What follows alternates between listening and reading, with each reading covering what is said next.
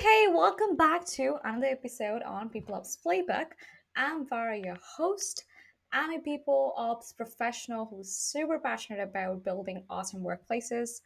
I love connecting with experts who in People Ops, HR, who can help us um, dig into practical examples, stories, tools, and frameworks that will help us create more human and healthier workplaces.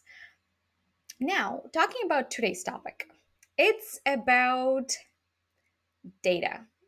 This is something some HR are talking about, some HR are not talking about. So honestly, HR doesn't always get the same love as sales, marketing, or finance team, right? When it comes to strategy, especially. So what are we missing? In this episode, we're going to talk about what are we missing? How can we use people data to not just report what happened, but also actually guide decisions to plan ahead, do predictions, and make a real impact in the business. Um, what's more is that we're going to talk about flight risks, workforce planning, how to avoid vanity metrics, and more. To talk about this awesome topic, I have someone who loves data, who has been working in HR People Ops role for many years from Australia, Emma. Emma, thank you so much for joining me on this podcast. Thanks, Farah. Great to be here. Awesome. I would love to kick it off by your introduction. If you can share a little bit about yourself. Yes, no problems.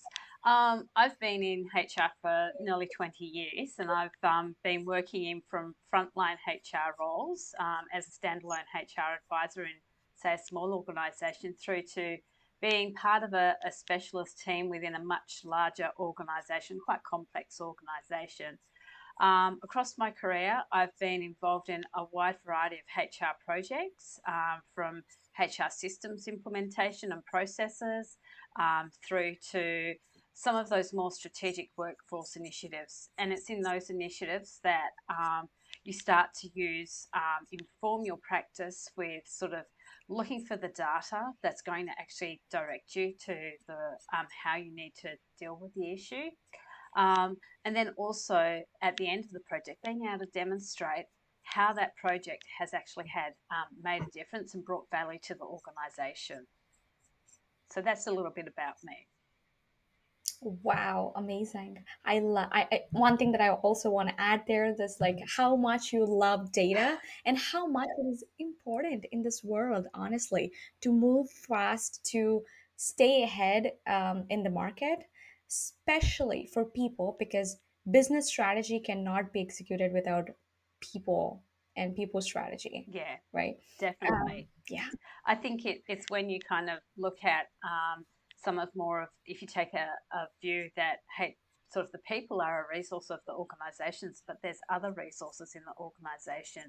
And it's when you start to combine the different resources together that you start to get organisations get their competitive advantage and sort of sustain themselves. Wow. Yeah, we're gonna dive into it, I guess, deep in this episode. To kick off, I would love to know your perspective on what are we missing right now? What is HR missing right now? Why does other departments get more buy-in from leadership? Why do they get like all the love in the boardrooms compared to us? I suppose, really, when you think about it, with HR, we're seen as the people, and I suppose there's a bit of changing in that, in saying that we're people and culture, and we see different teams rebranding themselves as that. But really, when we start to look at sort of those people in finance and sort of sales and marketing, they're seen as numbers people, and that's really where we as HR practitioners need to start looking at how do we get to understand that basic business data and the statistics and the way it's reported and provided to it.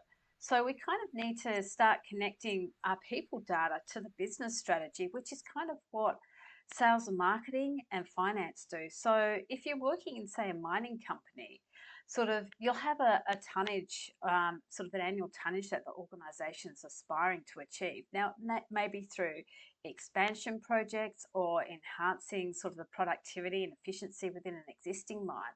But that's where I come back to sort of you're combining resources. So you have to connect the people aspect into that broader business strategy. So if you're looking at tonnage and increasing capacity, what's the people role in that? Is that more about sort of how do we connect it? Do we need to be looking at recruitment strategies because we need to actually grow the number of staff? Um, or do we need to be looking at sort of more development strategies because we have the number of people that we can afford with our finances, but we need to look at how do we need to reallocate them to achieve that strategy. So it's kind of looking at the numbers and not just remembering that sort of a lot of the data that we provide in HR is looking in the past. We're not looking at the future. So we kind of need to sort of take some of those um, that data that we're capturing and start to sort of project, well, if there's this trend that we see that's sort of been transpiring over a number, it might be over a number of quarters, might be depending how quickly your data changes, you might see it more of a longer term trend. So it might be over 2 or 3 years.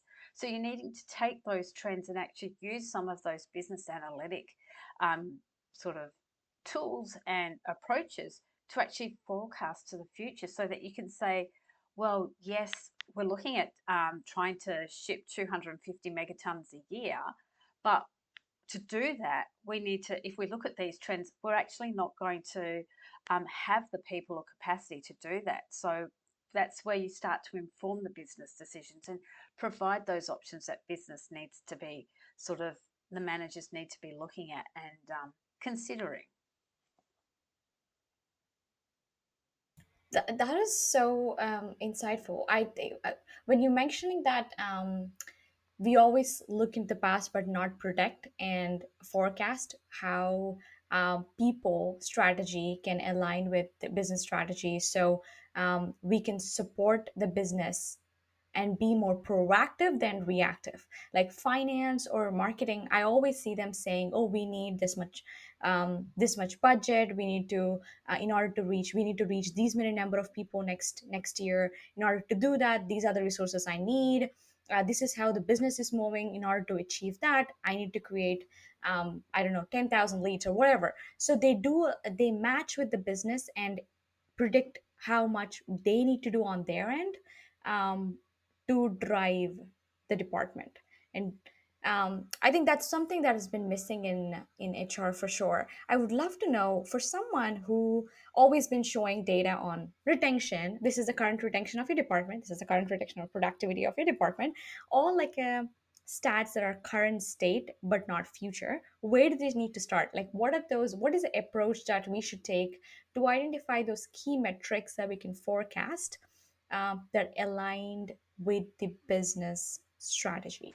So I think that's really, you kind of need to take a bit of a strategic workforce planning approach to it. So you kind of need to look at, determine really what does the, looking at the business strategy, what is it that the business needs from the people, and sort of what are the people resources that it's going to need.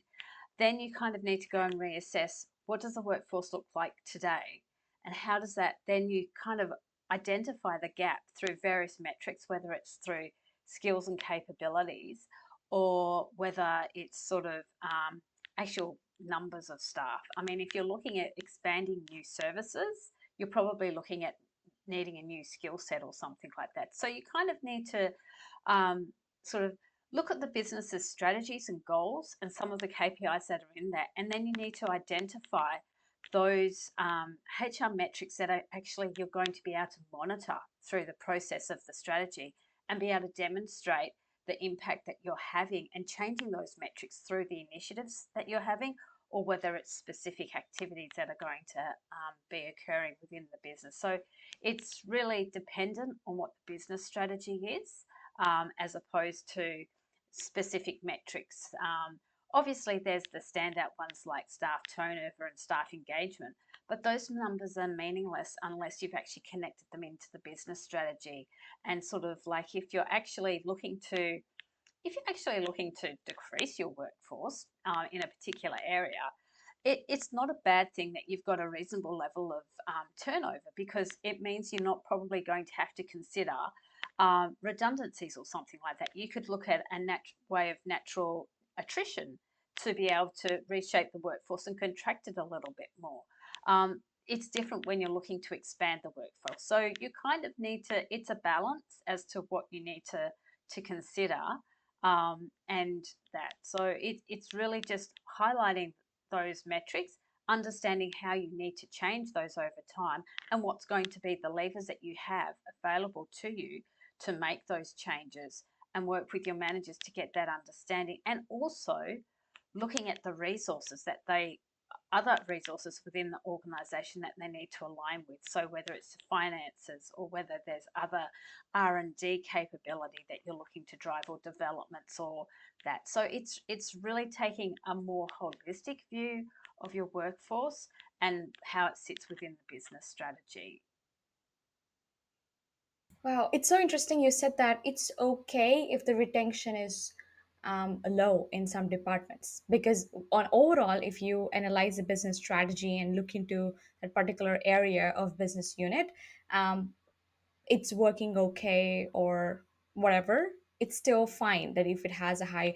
But because we don't connect both of them, the business and the people, we only see people, oh, it's low retention, that's bad.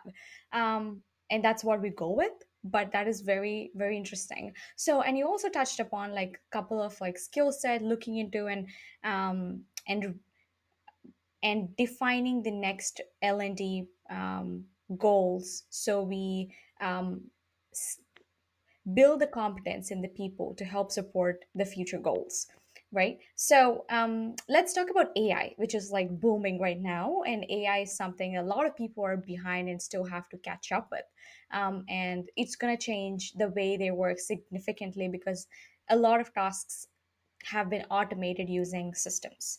um, so I'd love to know um, how we can use workforce planning in this particular scenario in AI, and do predictions as to how much, what kind of, how do you approach this kind of scenario within the organization? Yeah, so I suppose what we're really starting to see that is a lot of the HR systems are starting to, as well as producing those reports that are looking backwards and reporting history, they're starting to develop that capability of doing forecasting and prediction. And this is where we as HR people need to become more sort of seen more as numbers people, because those systems are going to produce reports and forecasts. And if we don't understand how those forecasts have been developed, or what information is informing those forecasts, we actually can't connect those to the business strategy, or provide that connection between how it impacts on how we're managing our staff and things like that. So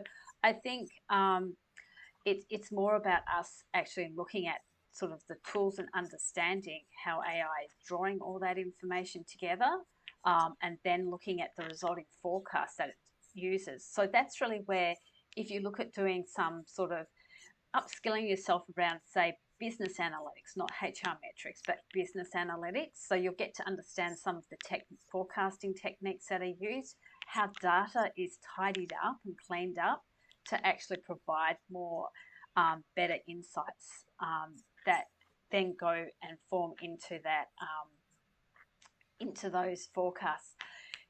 To be fair, you can actually already do quite a bit of forecasting using Excel, because there's techniques, and that's where I say if you do sort of some short course, or through, whether it's through LinkedIn, or whether it's you go and find a short course delivered through some sort of college or university, that's just an online course, you can get that knowledge and understanding that you need to be able to better interpret those forecasts and understand, because ultimately it's a machine that's giving you out information.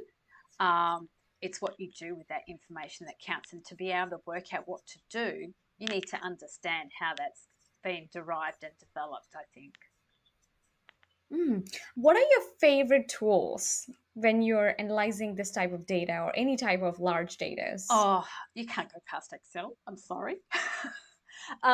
It's amazing what capability actually exists in Excel. I know people are going to Power BI and Tableau, but you really sort of there's ways and that you can sort of use sort of Excel, like pivot tables. If you think about a pivot table and how you draw the data in from just a table of data, that's really what's happening in Power BI and Tableau as well. So you don't have to have all the bells and whistles to do really good analysis. You can use something as basic as Excel. And I think if you do some of those business analytic courses online, a lot of them do refer to Excel and provide you those additional data analytics add-ons that you can bring into Excel that will help you do that analysis. So like if we're talking about forecasting, if you use the data add-in in Excel, you can start doing multiple regressions, which helps you come up with formulas that will enable you to make predictions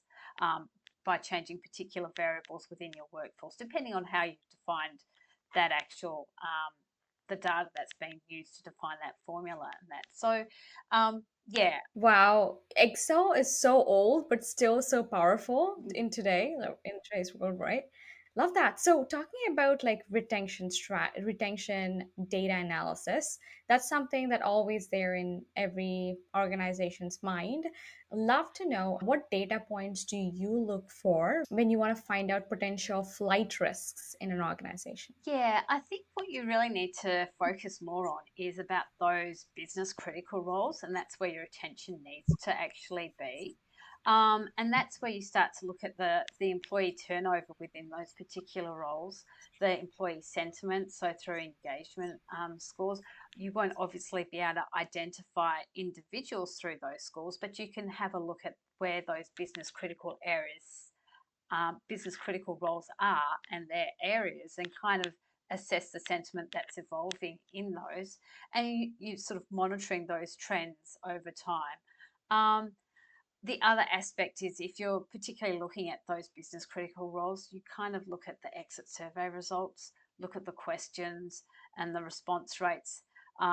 Most organisations make exit surveys optional, and the questions, particularly some of the off the shelf tools, can be quite um, off-putting for people and you actually don't get the best insights. And the other aspect is when you're looking at those business critical roles, you start to need to look at doing sort of that remuneration and employee benefit benchmarking so that you know where the gaps are, where you're not performing or competing more broadly with other organisations, but also you get to identify what you're doing really well so that for if a manager does come to you and expresses some concerns, you know what they need to emphasise to the individual. So whilst you might not be able to compete on salary, there might be more broader benefits that are intangible, so that it's very difficult to put a cost to. So, like flexibility, or the team environment, or other factors that aren't just sort of easy to go, well, you can get this much base salary, you've got this type of bonus scheme, which we know very few people are ever going to get the full bonus payment. And you kind of need to sort of bring those sort of be able to compare and contrast and highlight that to those people, particularly in the business critical roles. I think if you try to address the whole organisation, it's very difficult. You have to remember people have choice in the situation. I think that's a little bit different to a piece of machinery. You can tend to tell where people sort of if a machine's starting to wear down and you need to replace it. Whereas with employees, there's that choice of it's whether their individual aspirations are being met by the organisation. And I think that's where managers in those one-to-one conversations, if you can help them have that ability to align individual aspirations with the company's mission and identify. So when we go back to our broader strategic workforce plan, if someone's expressing an interest in a particular um, developing their career in a particular way, if we've got a broader understanding of how our workforce needs to shift, we could look at opportunities, and that's perhaps where the line manager needs to pass over more to HR to support the individual to shift their career in the direction that they want and also support the the organisation in being able to achieve the workforce that it needs for the future. So if you've got someone who's in marketing and is really enjoying data, is there an opportunity for them to move into either finance or IT? And what roles really line up closely to those roles, their existing role, that enables them to shift over a little bit more seamlessly and make a lateral move. So I think that's really where you can look at all the data and that, but ultimately, if you're really worried about an individual, you really need to consider where their role sits in the broader scheme of things, because people do have choice.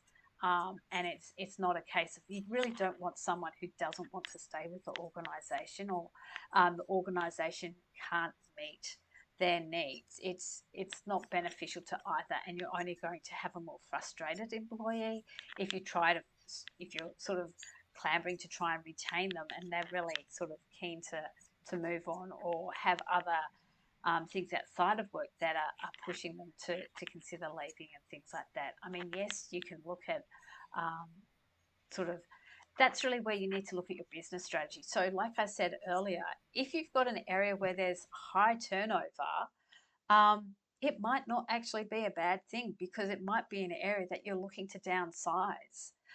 So you don't need to make that cost investment or seek funding to go through a major restructure. Um, However, if it's sort of a frontline service, and perhaps maybe we're talking more in the healthcare industry, where you're actually needing quite a lot of people, and it is a particular issue that you've got turnover, that's when you start to focus and delve deeper into what is actually causing the turnover, and going into, is it job design or things like that. Nice. And one other thing I could also think about a data point is the age. Like sometimes people who are close Yeah, to retirement yeah, and I think has you kind of have to, that's where it goes back to that one-to-one conversation, because whilst we sort of categorize people, oh, they're getting to a particular age in retirement, you only have to look at the likes of people like Warren Buffett, who are working through to their age of 94. So whilst we can make certain assumptions about people's age, we really need to have that one-to-one conversation about supporting the individual in their own aspirations. So it may be that someone, yes, they are reaching that retirement age, but they actually don't see themselves retiring. They actually just want to dial down things, and that's possibly a little bit more along particular gender lines as well. So you need to have those conversations, and there may be other opportunities. So if it's someone who's in a business critical role and they're looking more to um, reduce their hours, but they're not looking to retire, how do you work? How do you connect that person's circumstances to the business strategy? It may relate to um, sort of succession planning or something. So, how do you work about how to do the knowledge transfer between that individual and someone who may express that interest in taking on a similar role, and work together?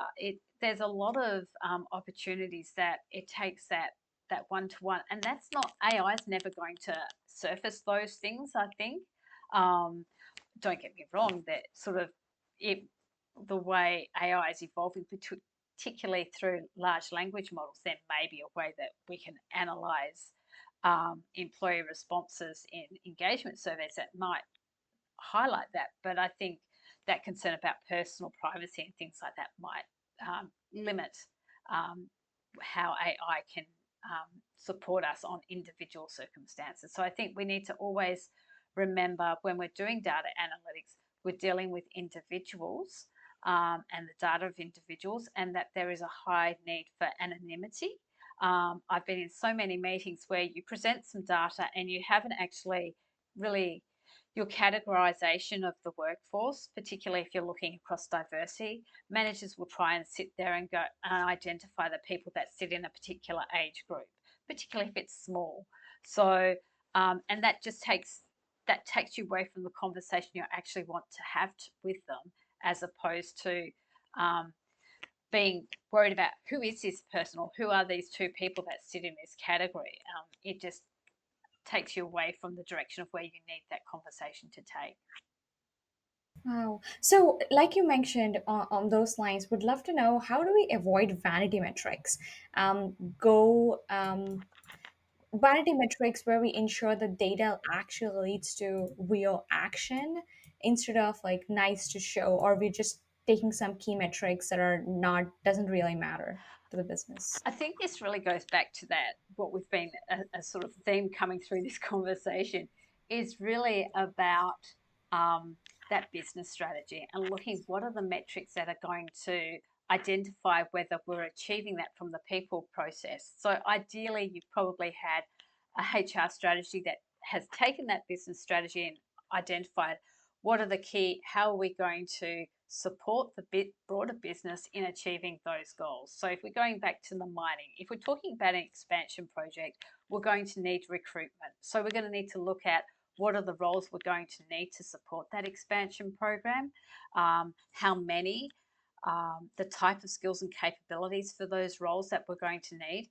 and then sort of go back and look at have we experienced recruitment issues for these types of roles in the past? Do we need to develop a particular initiative or not?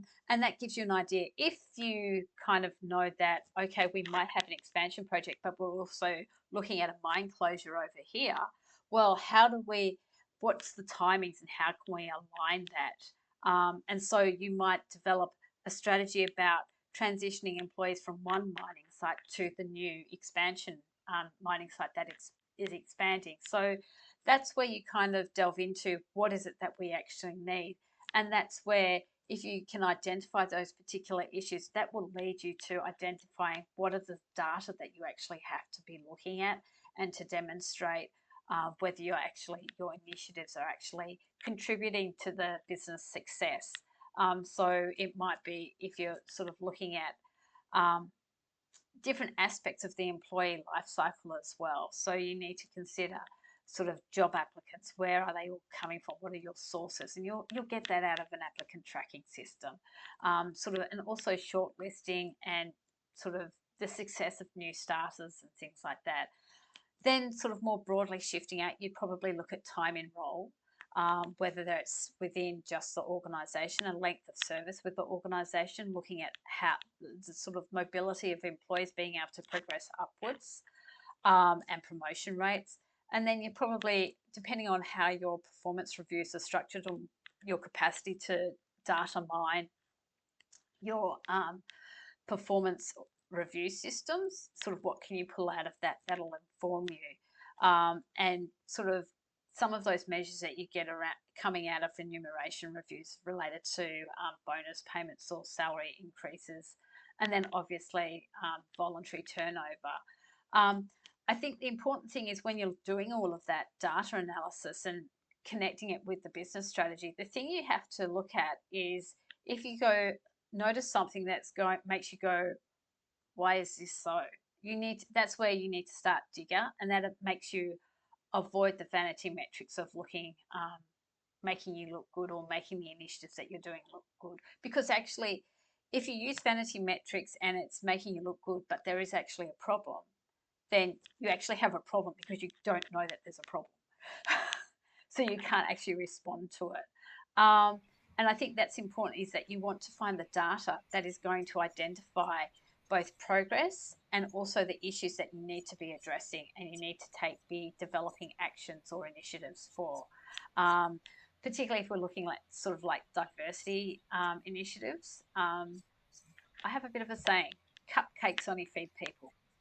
So it's really a case of if you want to take action, you need to look at what is the data, what are the key trends taking, and is taking a bigger view of sort of the employee life cycle than just going and looking at a particular aspect of it.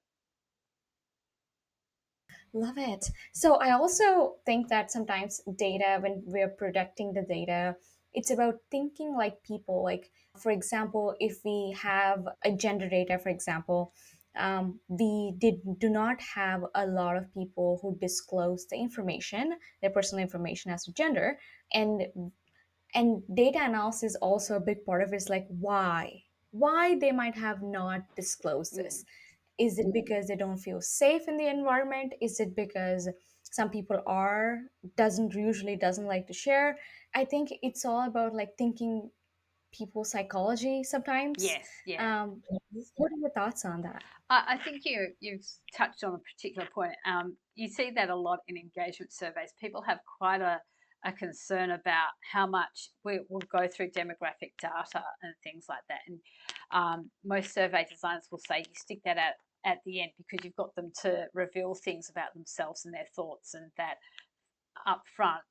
I think if it's sort of like pockets of the organization, so having dealt with employee engagement surveys, you get the reports by each area, and you can assess whether there's been particular pockets where people have been quite free to reveal demographic data about themselves, and then maybe other pockets where they're a little bit more um, not so forthcoming, shall we say. So it's kind of that's where if you're a business partner for that area and it is sort of out, sort of you notice that that's a particular area, there might be quite a simple reason for that explanation why people haven't been prepared to disclose it. And it may be that they're going through a bit of change or something that has people concerned about sort of their future with the organisation, so they don't want to put a spotlight or focus on that, which they don't appreciate actually hampers our ability to support them better. And I think that's where it comes back to understanding sort of those data analytic techniques that can help you. So go, okay, so we don't actually have that data set, or we can't actually see that gender lens to this data. You have to only deal with what you know and things like that. If you're looking at if it's a particular initiative that you're trying to do, that's really where you kind of need to go, okay, well, what was the cause of this and delve deeper. If it's not visible, um, that's really where you have to have some discussions with the line manager as to maybe they might know more firsthand why there is that reticence for people to self-disclose particular information. And I'm pretty sure most of the time you'll sort of the line manager should know what's happening within the team and the team dynamics to understand why there is potentially that unwillingness to disclose. But from a data analytics perspective, you can only deal with what people have, the information people have provided, and you've got to make the best of that situation. So it's sort of like if you've got, you might have to present data where you indicate that people haven't disclosed a particular information. There may be a way that you can group them. So if you've got a workforce that is quite young, but you've got a few people who are more mature, what you might do is to add the unknowns to that that group of people and just sort of um, group them together in a way and report them. So acknowledge that this is we've got the under 25s and then we've got everybody else. So that and indicate that in that everyone else that includes the people who didn't disclose their age group or things like that. So you still can do that compare and contrast of it, and but it's not sort of calling out that there were people who didn't identify. Very interesting. Finally, as I have one last question, love to know for people ops professionals who are looking for any kinds of tools or thought leaders or books that helps them to improve their knowledge on data, and how can we be more of a proactive people ops versus reactive. Love to hear, who would you recommend? Well, I think the best thing that you can do is sort of in all the countries around the world, we've all got HR professional bodies and they have a wealth of information. So I think that's they've got a range of both practical resources and toolkits, plus they also have general articles and things like that and mailing lists that you can subscribe to on specific areas that helps you inform you about what the latest trends are, the latest thinking and things like that.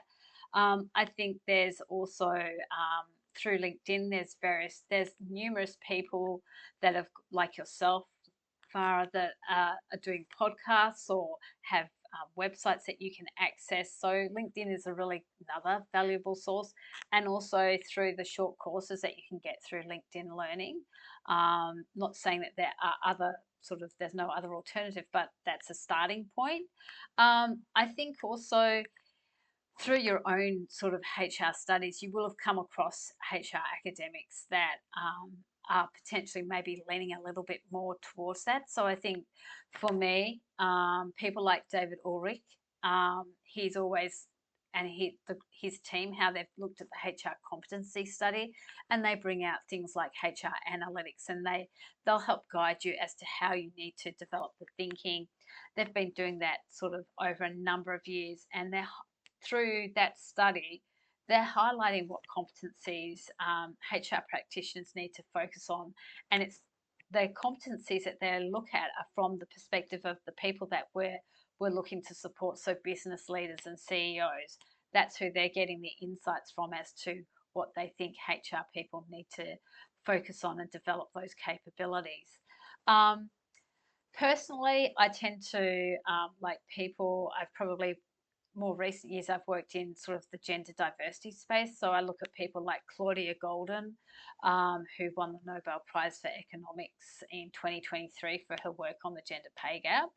And I think actually gender pay gap is one area where you can actually get your teeth into dealing more with data and understanding some of those basics around business analytics, particularly when you start looking at what is the difference between a median versus what is the mean or the average. Um, and sort of if you start looking at things like quartiles and reporting in quartiles as opposed to just presenting it as standardized number. And people like Shelley Carell, who's also done work on gender pay gap. I think, yeah, like I said, when you went through college or university and did your studies, you will have come across academics. So all universities and colleges have websites which have their staff members listed, so you can go and look at what's their latest research and things like that. And they've probably got the luxury of being able to take a more holistic and broader view of both how trends are happening and the developments in HR than what sort of we all have in our day to day. And they're doing research on things, so you get to see the new insights and things like that. And you can see, depending on what you might be in a specialist role, and there might be a particular academic that you follow, you might want to look at some of their research and see how they've derived, if they've come up with a particular model or recommendation. What data analytics did they use in coming up with those recommendations? So it's more to give you familiarity with Yeah. business analytics than just applying what they came up with. Lovely. If you can share a couple of links, I would love to attach down in the description below, along with for everyone who loves data and would like to learn more, please connect with Emma. I will be attaching down below her LinkedIn profile and a few other resources that help you see her more. And that's kind of concludes our today's podcast episode. Thank you so much, Emma, for coming on this show and sharing your wisdom. And looking forward to more coming down the road. Yeah, thank you so much. Thank you very much, Vara. It's been a great opportunity to have a chat with you. I've really enjoyed it.